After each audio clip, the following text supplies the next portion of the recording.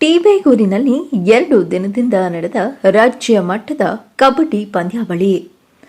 ಬೆಂಗಳೂರು ಹೊರವಲಯ ನೆಲಮಂಗಲ ತಾಲೂಕಿನ ಟಿಬೇಗೂರು ಗ್ರಾಮ ಪಂಚಾಯಿತಿಯ ಸಂತೆ ಮೈದಾನದಲ್ಲಿ ಬಾಲಕೃಷ್ಣ, ಶರತ್, ಕಿರಣ್ ನೇತೃತ್ವದಲ್ಲಿ ಭೀಮಕೇಸರಿ ಕಬಡ್ಡಿ ಕ್ಲಬ್ ವತಿಯಿಂದ ರಾಜ್ಯ ಮಟ್ಟದ 2 ದಿನದ ಹೊನಲು ಬೆಳಕಿನ ಕಬಡ್ಡಿ ಟೂರ್ನಮೆಂಟ್ ಅನ್ನು ಆಯೋಜನೆ ಮಾಡಲಾಗಿತ್ತು. ಈ ಟೂರ್ನಮೆಂಟ್ ಅಲ್ಲಿ ನೆಲಮಂಗಲ ಜನಪ್ರಿಯ ಶಾಸಕ ಎನ್ ಶ್ರೀನಿವಾಸ್ ಭಾಗವಹಿಸಿ ಕ್ರೀಡಾಪಟುಗಳಿಗೆ ಪ್ರೋತ್ಸಾಹಿಸಿದರು. ಈ ಟೂರ್ನಮೆಂಟ್ನಲ್ಲಿ 30 ತಂಡಗಳು ಭಾಗವಹಿಸಿದ್ದವು. ಆದರೆ ಗೆಲ್ಲುವ ಅದೃಷ್ಟ ಬರೀ 1 ತಂಡಕ್ಕೆ ಮಾತ್ರ ಇತ್ತು.